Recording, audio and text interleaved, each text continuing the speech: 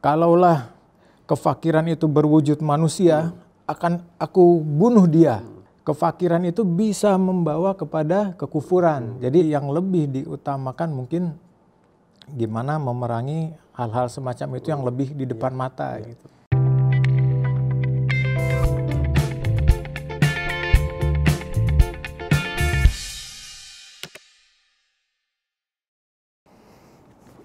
Assalamualaikum warahmatullahi wabarakatuh. Berjumpa lagi bersama saya Budi Hartawan atau yang biasa disapa dengan Gus BH. Alhamdulillah kita kembali lagi dengan acara Ngobras, ngobrol bareng santai sambil silaturahmi. Alhamdulillah pagi ini kita sudah kedatangan tamu yang sangat luar biasa dari PUI, Persatuan Umat Islam, dengan Bapak Yance Andrianto. Pak Yance, alhamdulillah terima kasih ya sudah bisa hadir di di studio kami yang sederhana ini.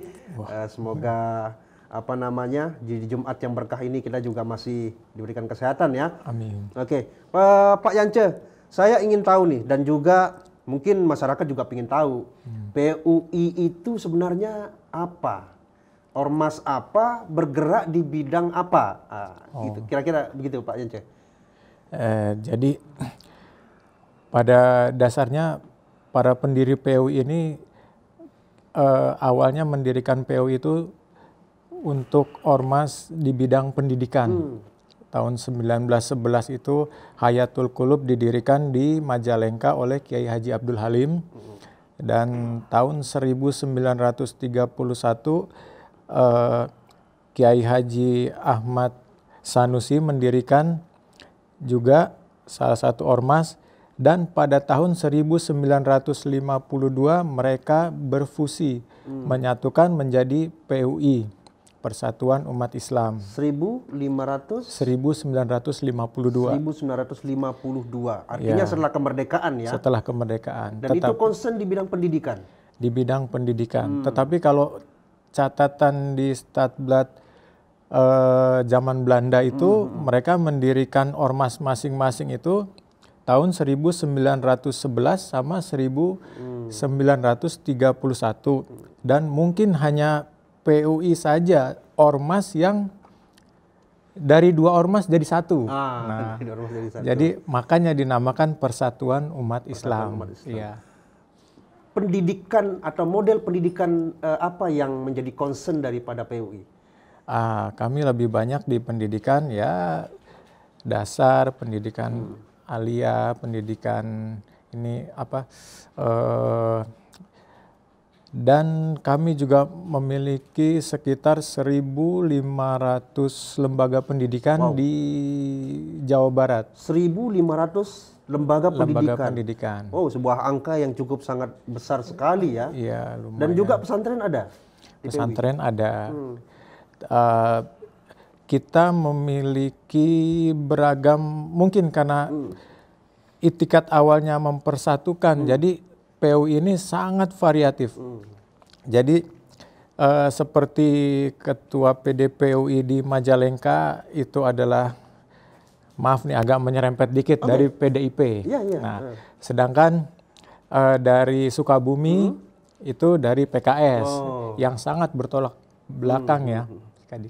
Nah, tetapi dan kepala daerah dari Majalengka dan Sukabumi pun ini satu dari PKS, satu dari PDIP. Nah, jadi anggota PUI ini sangat beragam.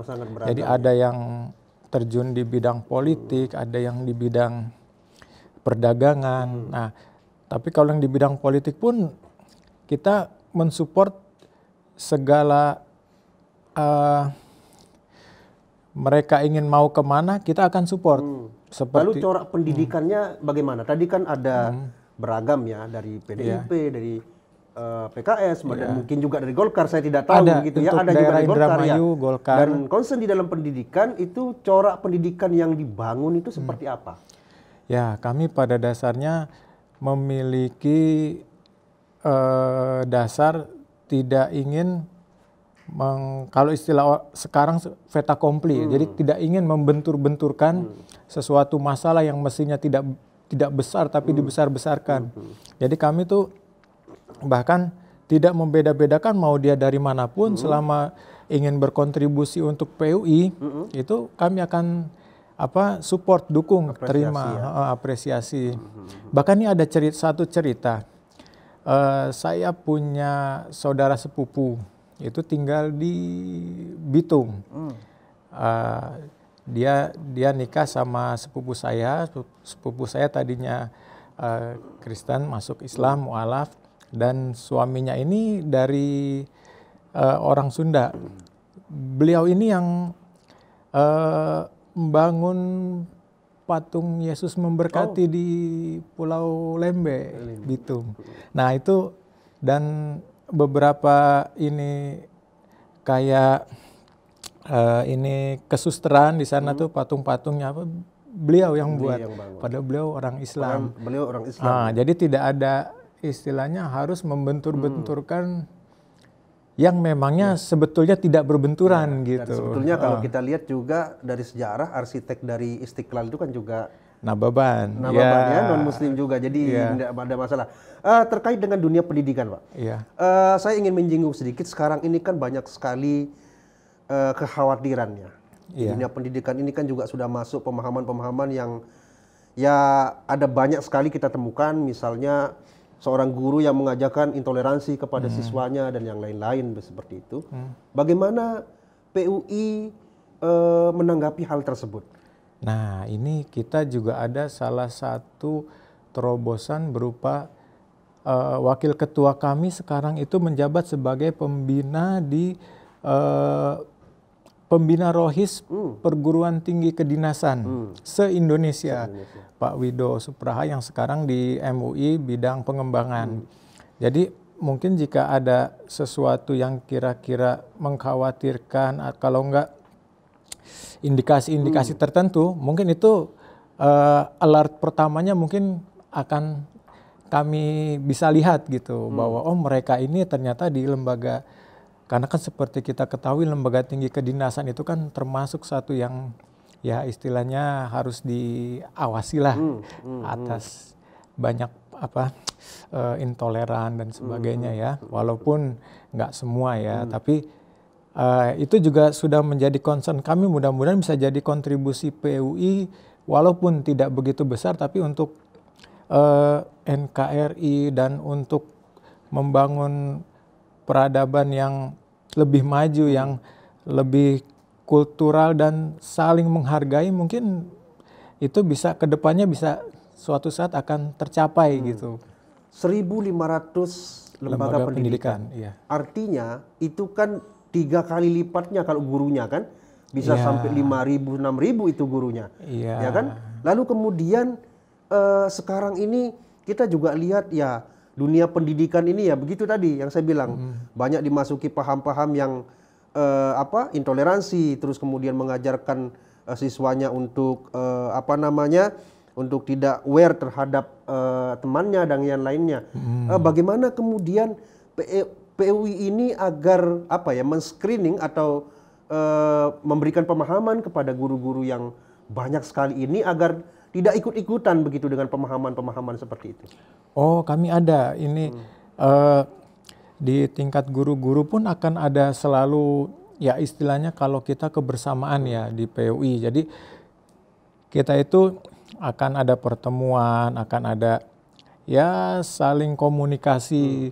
Jadi hal-hal yang kira-kira bisa kita tindak lanjuti dari awal sebelum terjadi hal-hal yang tidak diinginkan, itu dari awal kami sudah ada pemantauan gitu. Jadi tapi dari yang kita alami untuk lembaga pendidikan PUI, hal tersebut hampir jarang terjadi, karena walau alam mungkin untuk ukuran tatanan Sunda ini hal-hal tersebut tuh udah cukup toleran. Jadi dari kecil orang tua itu sudah membimbing anak-anaknya itu ya tidak membeda-bedakan lah. Jadi kita sebetulnya udah dapet enaknya aja gitu, karena keluarga-keluarga mereka itu sangat-sangat tidak tidak pilih-pilih lah istilahnya, mau bergaul dengan siapa, agama lain apa. Jadi kita termasuk udah terima beres gitu.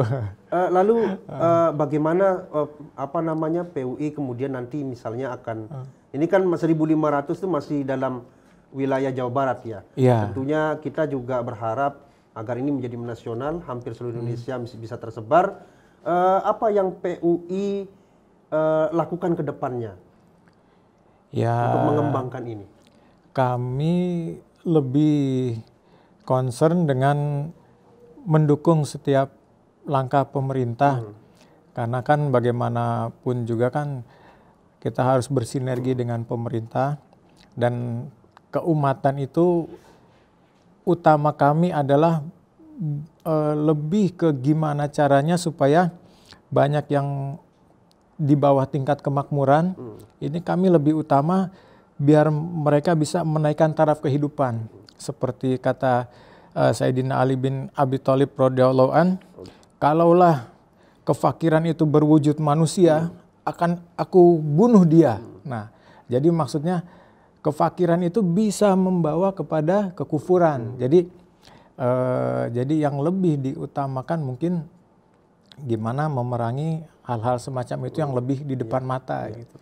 Ada titik poin tadi yang menurut saya bagus sekali, yaitu berusaha bagaimana caranya agar selalu mendukung pemerintah dalam mensukseskan pendidikan begitu ya. Iya. Apa tanggapan dari Pak Yance? Ini kan kita tahu juga banyak lembaga pendidikan yang tidak menghormat bendera atau tidak mau ikut pemerintah atau dia eksklusif seperti itu. Terus kemudian juga ya tidak mau bergaul dengan masyarakat sekitar. Ini apa tanggapan Pak Yance? Terus kemudian apa yang harus dilakukan agar mereka ini bisa kembali menjadi negara kesatuan Republik Indonesia ini? Sebetulnya kalau itu ya mungkin tidak bisa seperti membalik telapak tangan ya. Tidak akan semudah itu karena mereka udah punya mindset bertahun-tahun bagaimana mereka bersikap. Jadi mungkin kalau untuk pendekatan awal mungkin kita bisa dengan tidak atau bergaul dengan mereka tahap awal. Jadi kita akan buka komunikasi, kita saling bertukar silaturahim. Nah, dengan begitu mungkin suatu saat akan ada sesuatu yang kan bagaimanapun juga walaupun semelenceng apapun, kalau kita cari-cari arah ketemunya suatu saat mungkin ada apa yang ada di mereka bisa kita sinergikan. Tentu saja bukan hal yang negatif ya, yang baik gitu ya, misalnya ada suatu acara, ada apa gitu. Nah, mulai dari situ kita bangun kegiatan apa, suatu saat mereka akan menganggap bahwa oh ternyata kita tuh merangkul gitu. Nah, mungkin dengan pendekatan seperti itu suatu saat mereka akan bisa berjalan bersama kita gitu. Tapi jangan sampai terbawa Pak ya. Nah itu dia, kita harus ada patokan-patokan juga agar kita juga tidak ikut-ikutan seperti itu gitu. Oke. PUI sebagai apa namanya ya, saya menyebutnya mungkin mitra pemerintah ataupun dalam rangka mensukseskan atau mencerdaskan kehidupan berbangsa ini. Terakhir Pak Yance, apa pesan yang ingin Pak Yance sampaikan kepada ya saudara-saudara kita yang hari ini misalnya mengatakan bahwa saya yang paling benar, pendidikan saya ini sudah paling islami dan yang lain seperti itu, sehingga kemudian dia tidak mau bergabung dengan pemerintah, terus kemudian mengatakan bahwa pemerintah ini sudah melenceng dan yang lain-lain begitu. Artinya ya kalau kita koreksi mungkin masih bisa ya, artinya kritis itu penting, tetapi yang mengarah kepada hal-hal yang seperti ini, apa yang Pak Yance ingin sampaikan kepada mereka? Ini Gus, kalau untuk hal seperti itu, maka kita harus membuka diri kepada mereka, dan pada dasarnya kita harus kembali kepada kalimat awal bahwa kalimatus sawa istilahnya ya. Jadi kita dengan hitoh awal itu insya Allah setiap orang walaupun semelenceng apapun kita akan bertemu di satu jalan. Karena Islam itu pada dasarnya adalah rahmatan lil alamin. Jadi mungkin dia ilmunya belum nyampe pada tahap tertentu sehingga masih ada image, membedakan mindsetnya masih ada yang harus dibenarkan. Tapi pada dasarnya dengan mereka terus menggali ilmu, semakin digali, mereka akan menemukan bahwa oh ternyata seperti ini gitu. Jadi jangan terlalu kita cepat menjudge juga bahwa mereka menyimpang. Nah, mungkin mereka dalam proses pengembangan dan dalam proses itu mereka berlaku seperti itu. Tapi pada suatu saat ketika mereka kita rangkul, kita kembangkan pikirannya, mindsetnya kita perluas dan terus selalu belajar. Suatu saat mereka akan menemukan kebenaran itu seperti apa, insya Allah. Alhamdulillah, insya Allah. Pasti pemerintah berharap banyak kepada PUI untuk mendampingi saudara-saudara kita yang dalam tanda kutip ya, masih belum mau bergabung dengan pemerintah, masih mempertanyakan segala macamnya itu dan kemudian masih mengatakan bahwa ini yang paling benar begitu. Berharap sekali pemerintah, karena dunia pendidikan ini juga yang akan nantinya membawa kejayaan bagi bangsa ini. Amin. Oke, saya kira demikian cukup Pak Yance. Terima kasih atas obrolan pagi ini, sangat menyenangkan sekali. Kurang lebihnya saya mohon maaf. Assalamualaikum warahmatullahi wabarakatuh.